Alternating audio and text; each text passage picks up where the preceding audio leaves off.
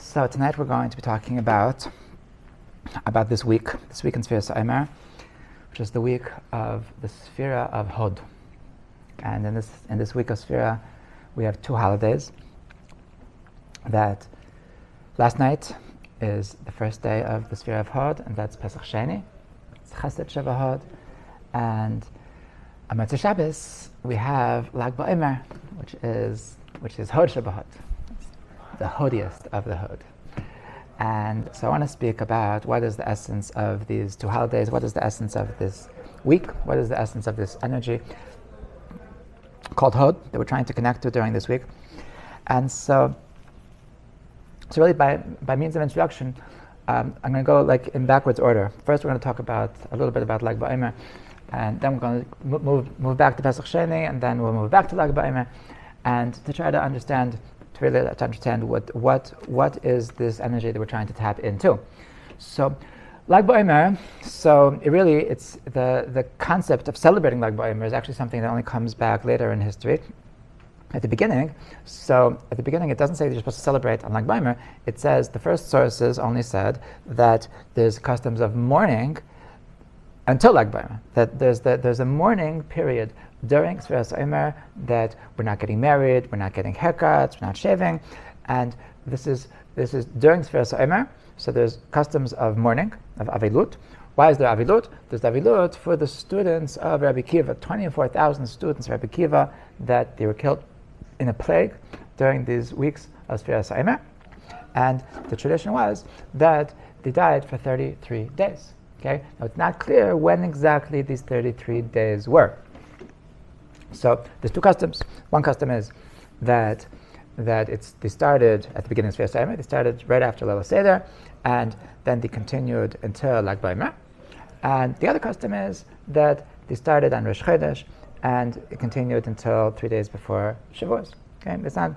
It could be that really that, like, I don't know. I don't exactly know, like, if the disagreement is that exactly when they died, or the disagreement is that we don't really know when they died, but they decided that there should be 33 days of mourning.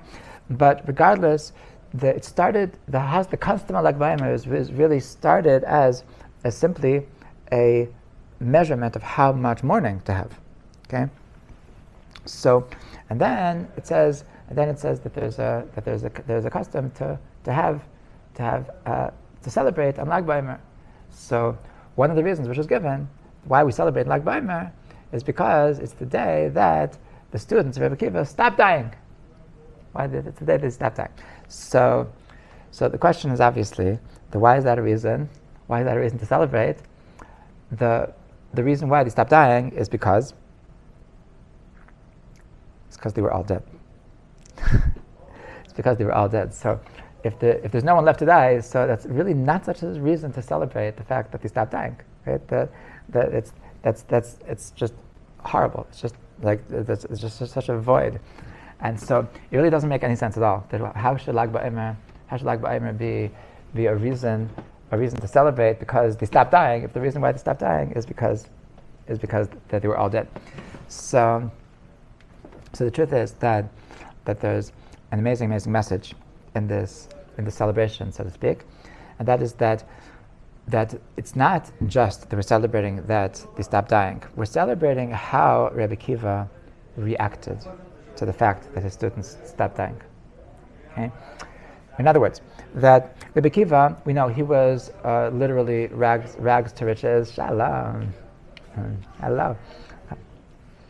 Come. Sure. So Rabbi Akiva.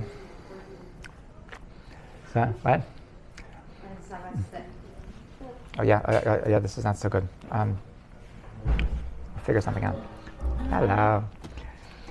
Okay, so we're talking about Lag Baomer. Okay, there's no food there. Okay, Sophia will be your waitress. Okay.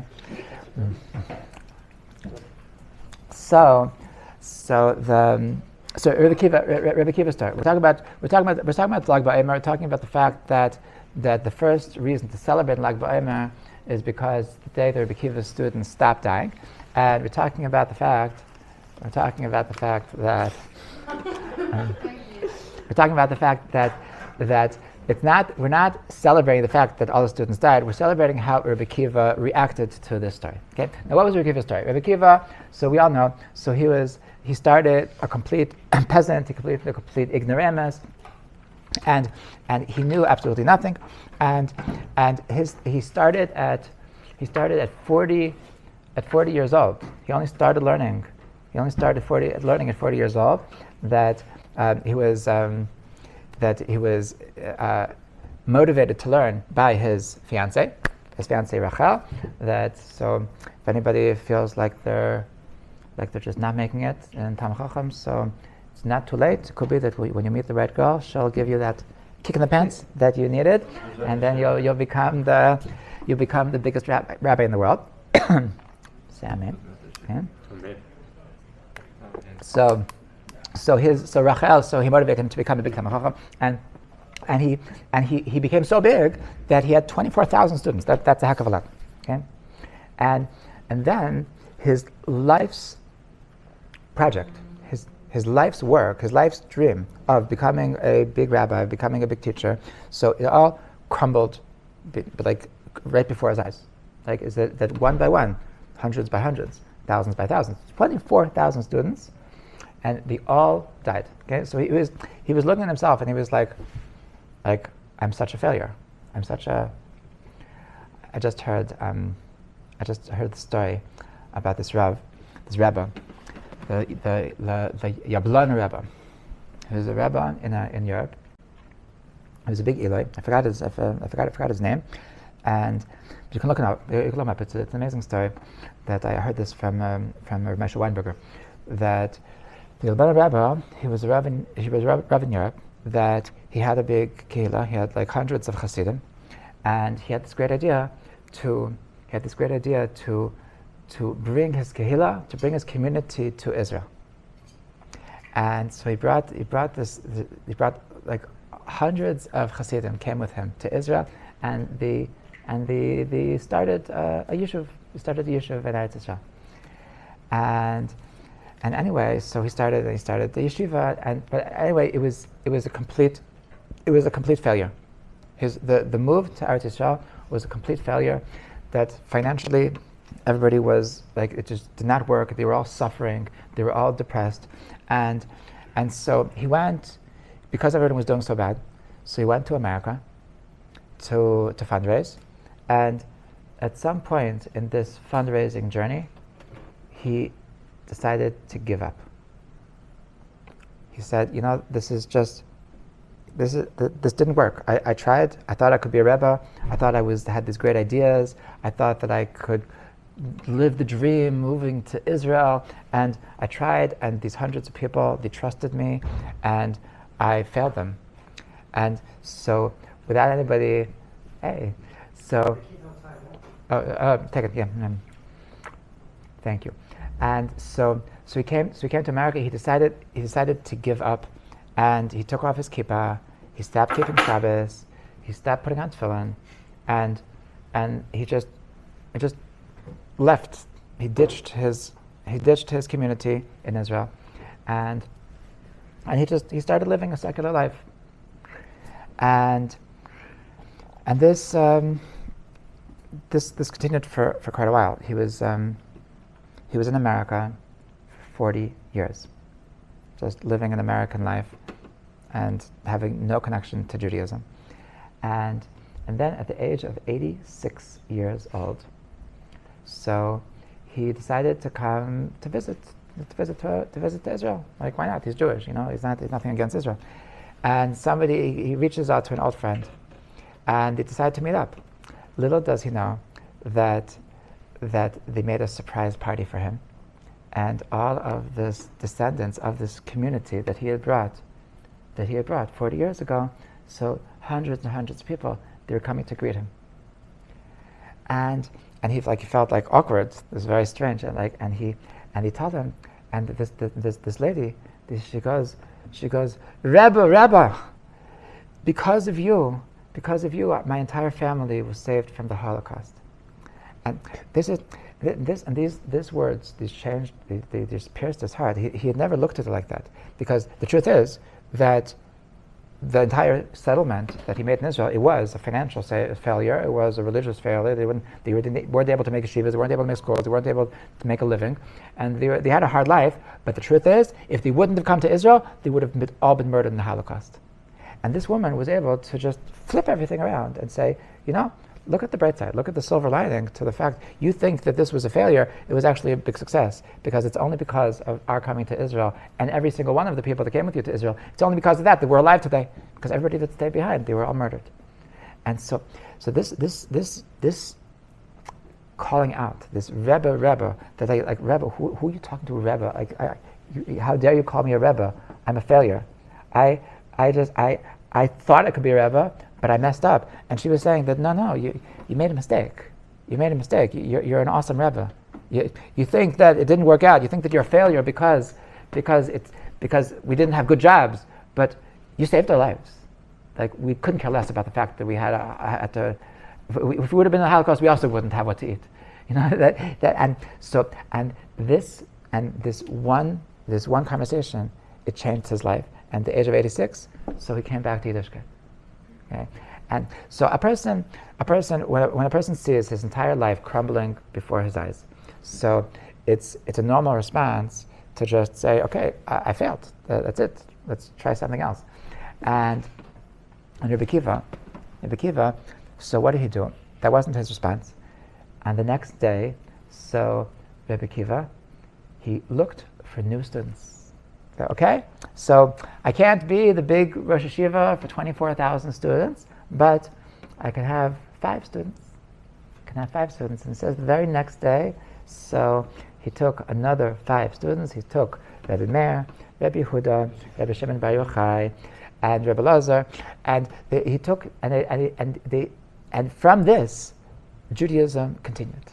And from this, the entire Mishnah is from Rabbi Meir, and the entire Brisa is from Rabbi Yehuda, and the entire Zerah is from Rabbi Shimon Bar Yochai, and the entire Torah continued because he had the inner strength not to give up, because he had the inner strength that just because everything crumbled, I'm just going to continue. I'm just going to do my thing. I don't give up. I don't say, okay, that I am a failure. I'm just going to cry. I have self-pity for the rest of my life. So he was able to move on. Okay? So this is the energy of, this is what we were celebrating. This is what we're celebrating. This is the first thing that we're celebrating in Lag Baomer, the ability to move on despite failure, despite hardships, despite everything blowing up in our face. Okay? And the truth is that this is really the essence of Pesach Sheni. Okay, that Pesach Sheni. So I mentioned earlier that even though last night's Farbrengen was very sweet, but I realized a little bit before actually that it was a mistake. Really, tonight is Pesach Sheni, and so we have some matzah here. You're welcome to wash and have some matzah, and really so because really when there was a Beis Hamikdash, they would have the karban on this afternoon, and Wednesday afternoon, and Yudalit in the afternoon, and they would be eating right now. They would be making their seder. Right now, they would be making their Pesach Sheni seder. So really, I think the more appropriate time to celebrate Pesach Sheni would be now, not last night. So right now is Pesach Sheni. What's Pesach Sheni all about? Pesach Sheni is about these people that they messed up. These people that Karban Pesach is it's hard for us to relate to this because we don't have Karban Pesach at all, because we don't have a Beis Hamikdash. But when we had a Beis Hamikdash, Karban Pesach was one of the most fundamental mitzvahs in Judaism. Okay, and how do I know that it's such a fundamental thing? Because if you look at the severity of this obligation, so there's only 2 mitzvahs in the entire Torah. There's only two mitzvahs that if you don't do them, that there's a punishment of karet. Karet means, we don't know exactly what it means. It's something very, very bad. Okay, something that your soul gets a little bit disconnected, and there's only 2 mitzvahs that the severity of the mitzvah is such that a person gets karet. Number 1 is Brit Milah, circumcision, okay, which is our covenant with Hashem, and the other one is Karban Pesach. Okay, the Torah puts Karban Pesach on the same level as Brit Milah. So Brit Milah is my covenant with God that I'm making this is a Brit, it's a covenant on my body that I'm making with Hashem. So Karban Pesach is the same thing. Karban Pesach is that this is once a year I'm really showing that I'm a Jew. Okay, I'm taking the God of the Egyptians and I'm roasting it and I'm eating it.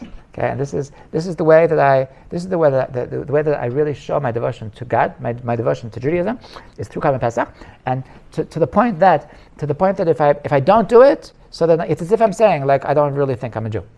Yeah, that's what Karban Pesach is supposed to be. Okay, and so you can imagine how does it feel if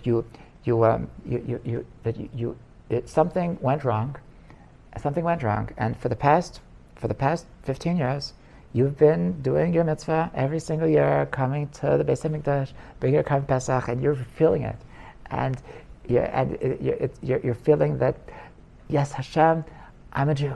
I'm so proud to be a Jew, and this is my recommitment to Judaism every year. This is my showing that yes, I'm part of this covenant, and then one year something happened. Like I missed it. Like this year, like I'm not a Jew. I heard this crazy story that there was a chazan.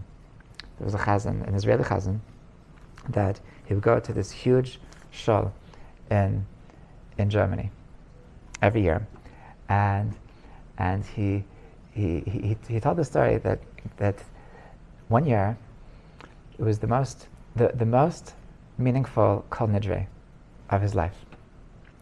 The one year that after being chazan for the entire 25 hours of Yom Kippur, so he's tasted, had a little bit to eat, and he had some coffee, and he's getting ready to leave, ready to go home, and then suddenly, and like he's the last one in the show, and suddenly this old lady walks in, and she says, "I'm looking for everyone. Where's everybody? I'm here for kol nidre." He says, "You what?" He says, "Why isn't everybody at davening?" So she says, "I'm not sure. I'm a little bit confused. We just finished davening. We just finished davening. When was service called for?"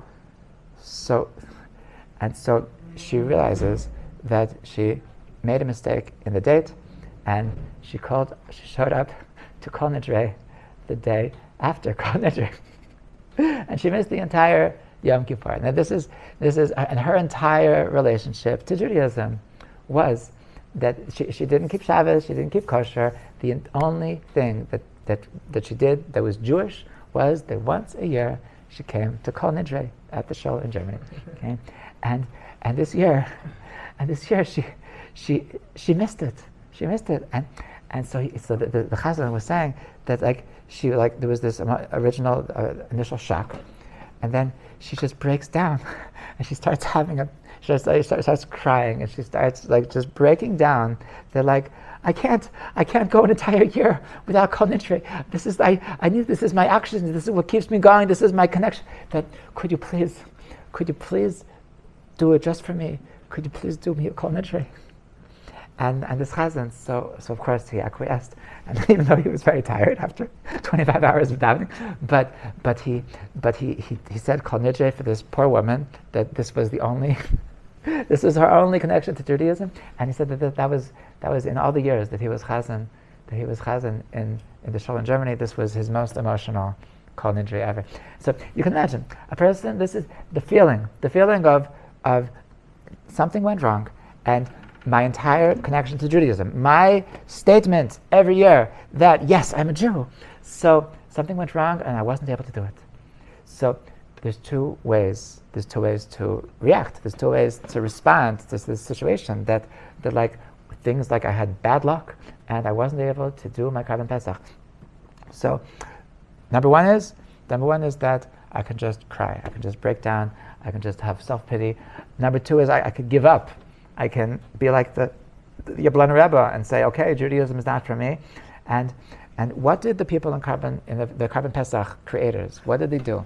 They said that, okay, I'm going to take a deep breath, compose myself.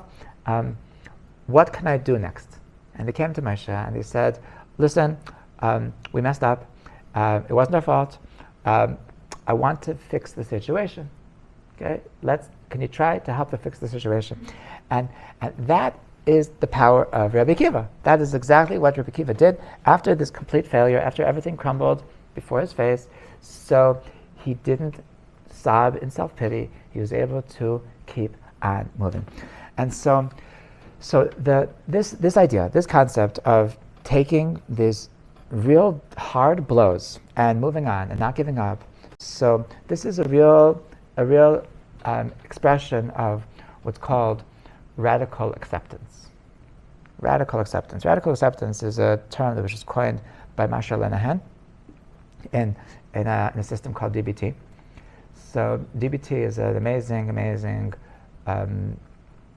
therapy module for treating people with different issues, and so it's called, DBT stands for dialectic behavior therapy. Okay, so what does dialectic mean? What does dialectic mean? The concept of dialectic is the idea that two paradoxical, contradictory ideas can coexist. Okay, that's the dialectic. So it's based on a philosophical term from Hegel or from other people. So what's the dialectic in DBT? So the dialectic is that in order to succeed, in order to have emotional health, a person needs to be able to hold on to two contradictory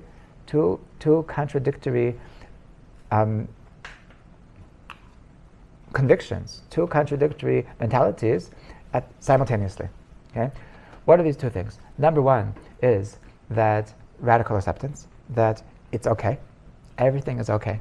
It doesn't matter what happened. It doesn't matter what I lost. It doesn't matter where I am.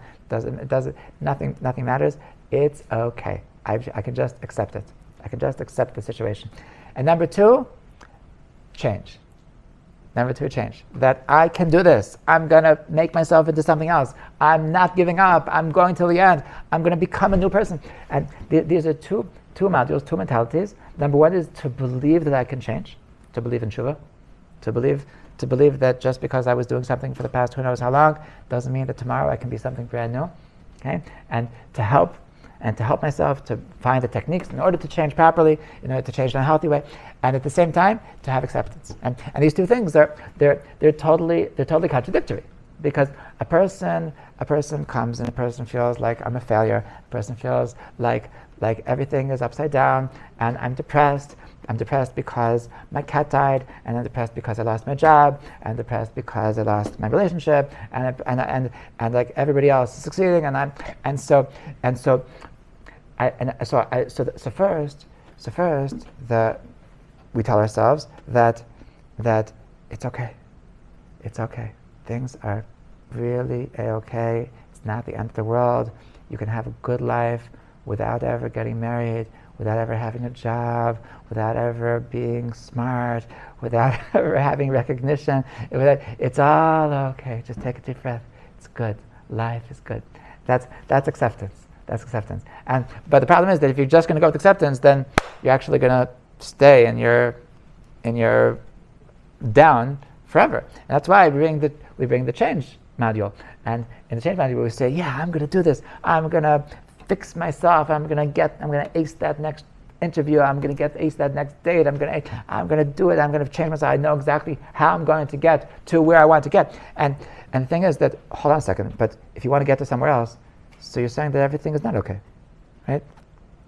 And if everything is okay, so why do you want to get anywhere else? Everything's good.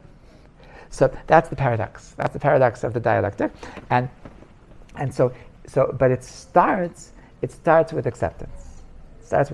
Okay? And it's okay. It's okay that these two things coexist, because a person is able to hold on to these contradictory mentalities at the same time.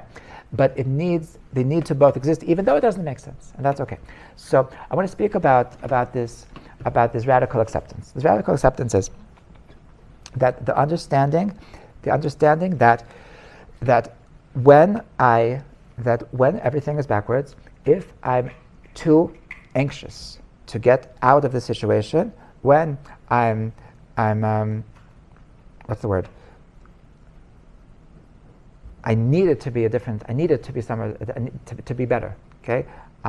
Then then it's actually taking me away from my success. Okay, one story that I read was that there was a therapist that was who was visiting in a certain prison, and he was asked to visit a certain prisoner that was being held in solitary confinement. And this was he was a dangerous man, and he was in solitary confinement, and so even the therapy session was not only were they not in the room, there wasn't even a glass door between them. It was just like a slit in the metal door, that enough to see his eyes. So they were able to have eye contact, and that's it. Okay, and that's what they had this conversation, and so they had like a 20-minute session or something, and he opened up the eye, and the first thing the guy says is, "You got to get me out of here. You have to do that, doctor. You have to do anything. I'm going crazy. I'm going." And so the therapist said, tried to explain to him that it wasn't clear if he was successful or not, but the idea was that he told him that I know this is going to be hard for you to accept, but the only way for you to get out of here is only if you stop thinking about getting out of here.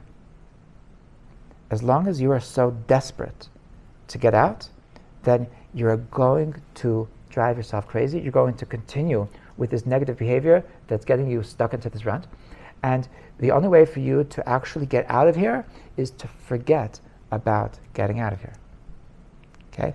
And just to just accept the fact that life is okay. I'm still breathing. I'm still eating.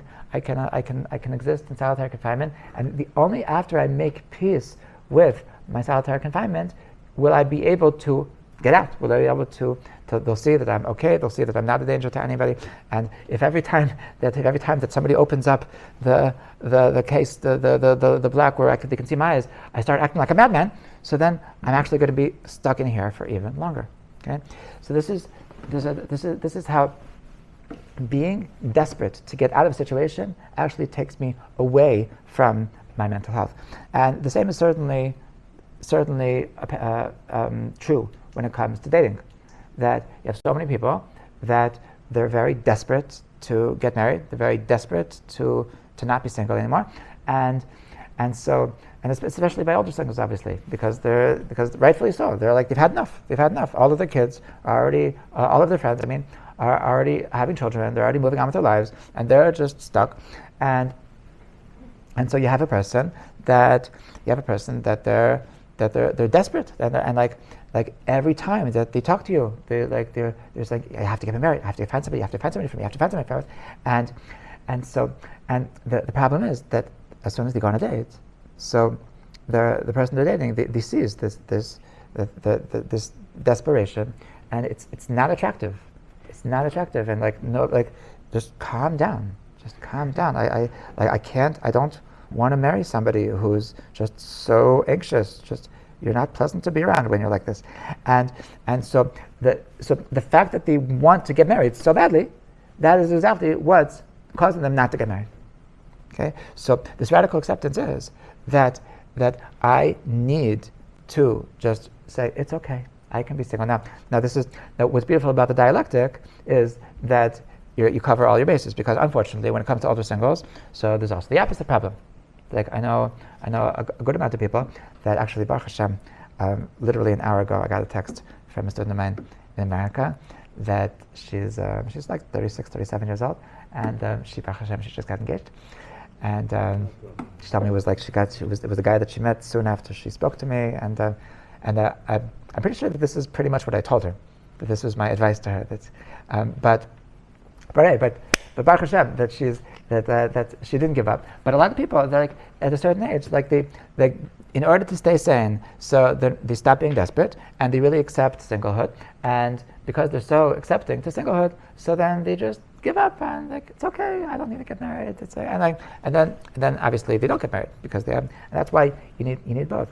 But if you're in a situation of desperation, so then you're actually pushing away your soulmate. You're making yourself very unattractive because of your lack of acceptance. Okay, and this is true. This is true in even the little things. This is true when it comes to failure, when it comes to loss, when it comes to pain, when it comes to When it comes to people dying, so the it's very sad.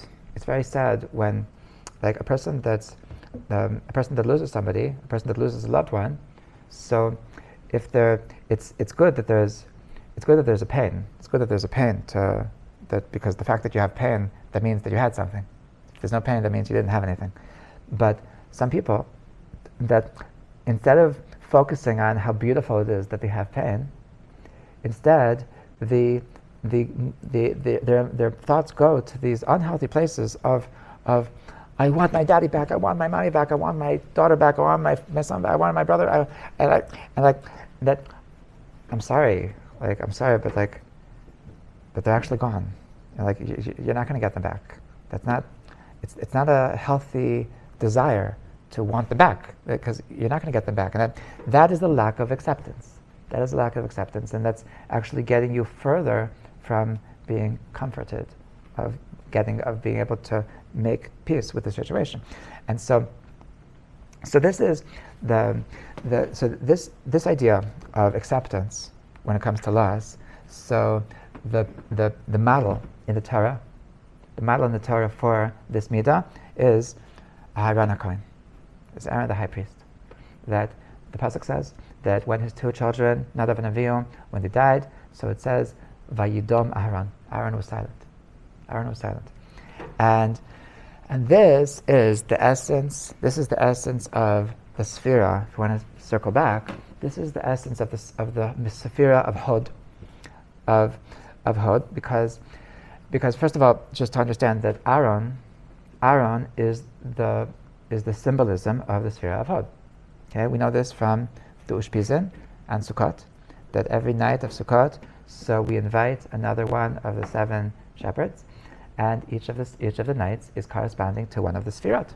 So first we have Avraham, who's corresponding to Chesed, then Yitzchak, who's corresponding to Gevura, then Yaakov Tiferet, Moshe Netzach, and then Aaron Hod. Okay, so the fifth Sphira is corresponding to Aaron, and so it makes a lot of sense that Aaron is teaching us about acceptance, because the word Hod comes from the word lahodot. It means to surrender, to give in, to admit. Okay, and to understand the context, so Hod, the Sphira of Hod, comes after the Sphira of Netzach. Okay, Netzach in Hebrew comes from the word Nitzachon, which means victory. Okay, so Netzach and Hod are actually two sides of the same coin, and that is that how do we deal with adversary? How do we deal with things aren't going our way and things are coming against us? So there's 2 approaches that we can adapt. The first approach is that I'm going to fight till the finish, and that nothing is going to stop me. I'm invincible. Okay, Porsche with no brakes. So that's Netzach. That's Netzach. Netzach is that I'm going till the finish. Okay, Rabbi Nachman said that he connects with the Sphira of Netzach. Nachman is Gematria Netzach, and he was said Nitzachti v'Natzeach, and he felt that he was connected to Netzach, that his thing is that never stop, never take no for an answer, that just keep on plugging. And there's another thing, but there's an opposite approach, that sometimes to be able to take a loss, take an L. That's what people say, right? Mm-hmm. To take an L, and to say that it's okay. Like, okay, I tried. It's okay. I can deal with this. Okay, that's Hod. Hod is to put in a white flag to say that I surrender. I don't need to be the one that always wins. I don't need to be the one who's always victorious. It's okay. Could you get me some water, please? It's okay. It's okay for me not to win this time. Okay, that's the Sphira. Thank you. So that's what Hod means. Hod means that lahodot, to give in, to surrender. And it's not so easy to surrender. It's not so easy to surrender because we all have egos, and our ego always wants us to win, and we always have dreams for ourselves. We always have images for ourselves, and a certain way that I thought things were supposed to be, and when things are not supposed to be like that, for me to accept that, okay, so I guess not. I guess I'm not going to go to the school that I dreamt of since I was a little boy, and I guess I'm not going to have the kind of career that I always thought I was going to have. I guess I'm not going to have the kind of kids that I thought I was going to have. I guess I'm not going to have the kind of marriage I thought I was going to have.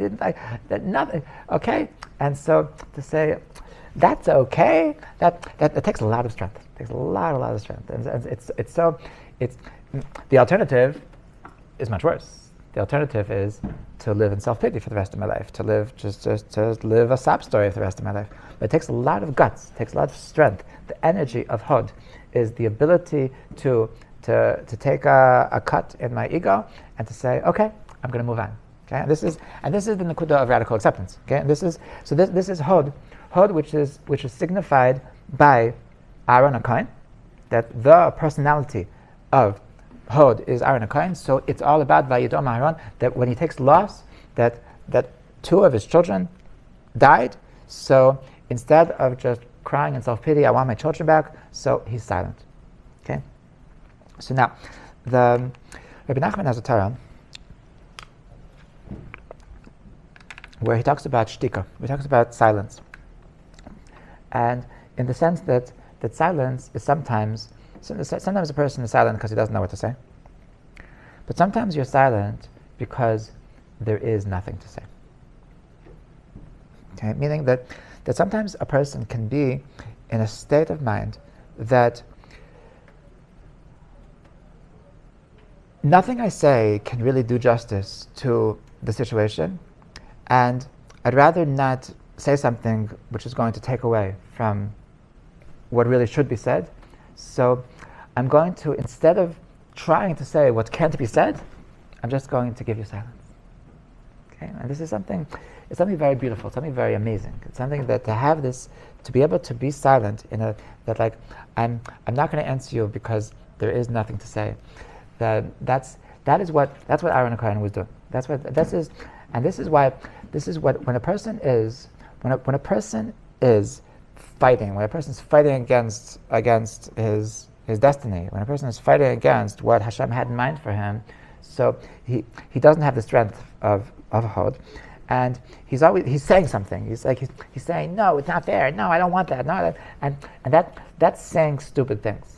Okay, and when a person is going to have this radical acceptance, so this is the next step. When a person comes to radical acceptance, he actually becomes something greater. Meaning, when you let go of your ego, when you let go of this image that you had of that I'm going to call the shots, I'm going to run my life the way that I thought it was going to work. When a person is able to let go, so he actually becomes something greater. Okay, he's actually connecting to this world of silence, which is actually greater than anything that could be spoken. Okay, and that brings us to the second meaning of the word Hod, which is actually glory.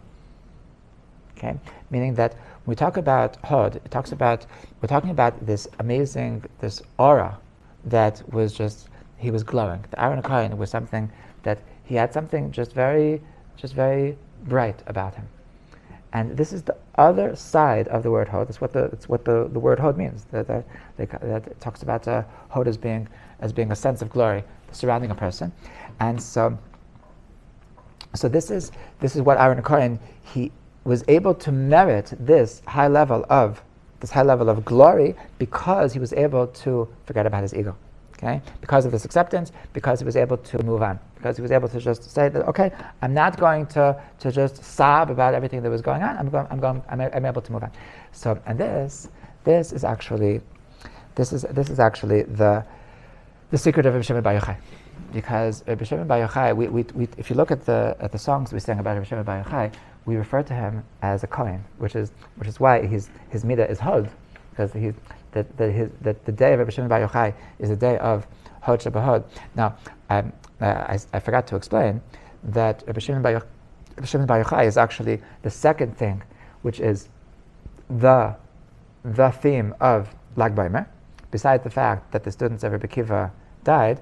So it's also a special day for Rabbi Shimon Bar Yochai it's the day, it's not clear exactly what happened on Lag BaOmer. Either it was the day that he received smicha from Rabbi Kiva, or it's the day that he shared the deepest secrets of Kabbalah, the deepest secrets of the mysticism of the Torah, or it's the day that he died. And that dying goes together with the second explanation, because on the day that he died, that's the day that he shared the deepest secrets of Kabbalah.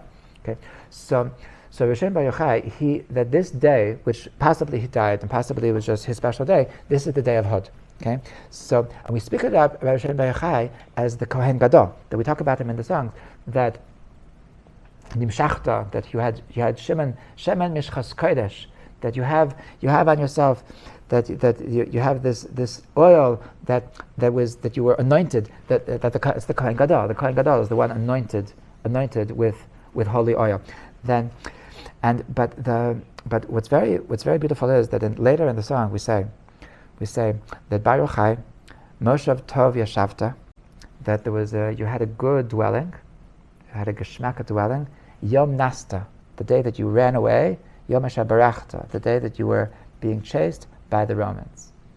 That what happened? That the Romans found out that he was teaching Torah, and he wasn't allowed to teach Torah. They wanted to kill him, and b'ma'aras tzurim shamata, that he was in a cave. He was in a cave for 13 years, and he was running away from the Romans, and his life was in danger, and he was scared for his life, and he was just learning with his son for 13 years, and it says that tsar, that pain of just being alone, completely alone, with his life in danger, that his students detached from him, from all of his friends detached from him, being in solitary confinement, being like thinking that this is the end. So Sham Kanita Hodcha V'Hadarecha. B'ma'aras tzurim shamata Sham Kanita Hodcha V'Hadarecha. That when you were in that cave for 13 years, that is where you acquired your hod, your glory. That is where you got what's so special about you. The reason why you're our hero, the reason why it's because of you that we have all the mysticism of Torah. It's all because of the way you dealt with this break, the way you dealt with this loss, running for your life, going to the cave, having no more friends, having no more students, having no more rabbis, having no more good food. He didn't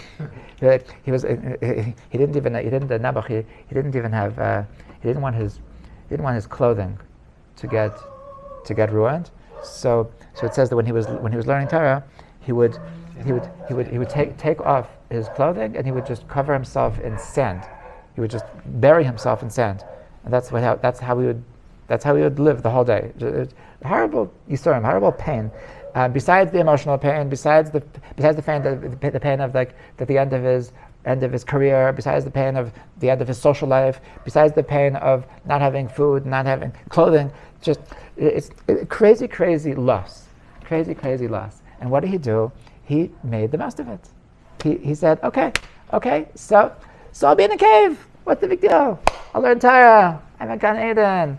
And this is where he got his hod. This is where he got his glory. This is from his radical acceptance, from his saying, okay, so sometimes it's not going to be so great. That's okay. It's because of that acceptance that he got his glory. Okay? Because he was able to let go of his ego, because he was able to let go of his own dreams for himself. So Hashem said, you're going to let go of your own dreams. I have much better plans for you.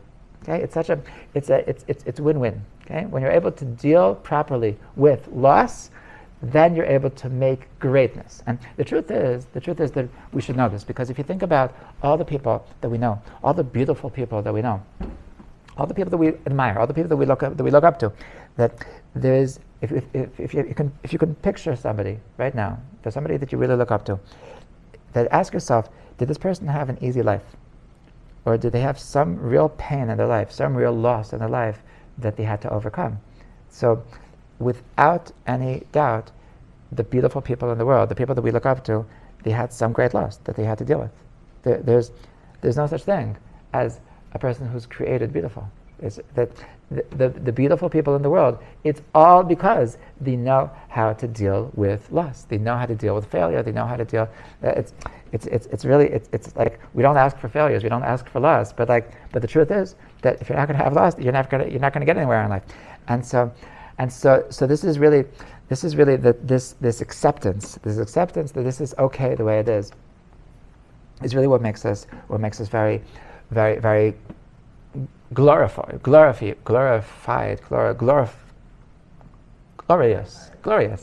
Yes. And there's a story I heard this from Rav Steinberger, Rav Mordechai Steinberger in the Old City. He's an amazing tzaddik, amazing Kabbalist. That he's very he's a big Kabbalist, but he's very, very just friendly and down to earth. And he's like 90 or something years old. He's very cute. And so I was once by him for a Kiddush on Shabbos. He told a story. He told the story of the Todas Yaakov Yosef. Todas Yaakov Yosef was once there was a person that came to Polna, and there was a guest that came to the town before Shabbos, and so somebody asked him, "Are you okay? Is everything okay?" So he says, "Well, I don't really know what I'm gonna do for Shabbos. Do you have any ideas?" So she said, "Yeah, I think there's somebody on the left side on the east side of the town. There's somebody that can host you." So he goes all the way to the east side, and he says, and he knocks on the door and says, "Hi, somebody said you might be able to host me." So he says, "No, I can't host you. It's the guy on the other side, on the complete opposite side." He says, "Yeah, shia kacha, so sein ze, shia kacha," and so we went to the other side, and then he says, "Okay, you can sleep here, but the meal is on the other side." And I says, "Yeah, mamish like that, shia kacha," and everything, the whole Shabbos. So he says, "Oh, I'm so sorry. Like we don't really have food for you. We just have a little bit of stale bread." So he says, "Shia kacha," everything, and then, "Oh my gosh, I'm so sorry. I spilled on you." Oh yeah, shia kacha. And the whole time he was saying shia kacha, and so after Shabbos, so the Todas Yaakov Yosef, so he asked some of the people in the community, "Did you notice this old man that came in for Shabbos?" He says, "Yeah, we saw him." So he said, "Did you notice that the whole time he was saying shia kacha, so sein ze, that okay, shia like." So he said, "Yeah, we thought it was really weird." So he says, "Well, actually, that guest was Eliyahu Navi, and he came to teach us the pshat in the pasuk that we say in Ashrei ha'am shekachalo. Ashrei ha'am shekachalo. What's it mean? Ashrei ha'am shekachalo. So Eliyahu Navi was teaching us that Ashrei ha'am shekachalo is that fortunate is the nation that is able to just be shekacha. Okay, shekacha. So zayin that whatever it is, it's okay. It's okay. Things don't have to work out the way I planned, and that is the secret to success. And so the truth is that this radical acceptance. This is what gives us hod. This is what gives us glory. This ability to surrender. This ability to let go of our plans for ourselves, this ability to deal with lust, this ability to deal with failure, this ability to deal with situations that are very far from what we would have planned for ourselves. So this is actually what gives us hod. This is actually what gives us glory. This actually what makes us glow. So this is the energy. This is the energy of Lag Baomer. This is the energy of Lag Baomer. This is the energy of Rabbi Akiva, that after his entire life's journey crumbled before him, so he didn't give up. He was able to just take a deep breath, said, "Okay, getting up, dust myself off, and keep on walking." Okay, that's what Rabbi Akiva did, and the next day he was able to make the 5 greatest students that he was ever able to imagine. They would run circles around all the 24,000 students and he was so close to missing out on that. If he would have just sulked in self-pity for the rest of his life, so he never would have met Rabbi Shimon Bar Yochai, never would have met Rabbi Meir. It's only because he was able to get up and accept the situation and keep on walking. This is the situation, this is the koach of Pesach Sheni, that it's okay, my once a year ability to show that I'm a Jew, said I missed it, okay, so I'm a loser, it's okay. I can be a loser. It's okay, Hashem. What next? Any good loser nigunim you have for me? and this is Pesach Sheni, the ability to just take the loss and keep on walking. So this is the midah of hod. So I bless us all that we should be able to really like connect. That this is the week of connecting to hod. This is the week to connecting to acceptance, and to be able to be able to let go. And the truth is that it's really win-win. That the more that we let go and let God, so Hashem has much better plans for us than we have for ourselves. So to sulk about the fact that things aren't going the way we wanted to, that it's really it doesn't get us anywhere, and it's really dumb.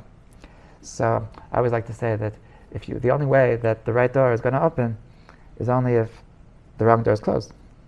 If the wrong doors are open, so then you're going to end up going through the wrong doors. So then it's good. The rejection is good. The rejection is good because the rejections into the wrong doors, that's what's leading you to the right door. So it's all a journey. And B'ezrat Hashem, we should, with that, I can't say we're not going to have failures. We're not going to, because we're humans. We're in this world. So we're going to have failures. We're going to have losses. And I bless us all that we should know that it's okay. It's really okay. We'll just dust ourselves off and keep on going. And we'll see that things are going to work out even better than we could have imagined. B'ezrat Hashem.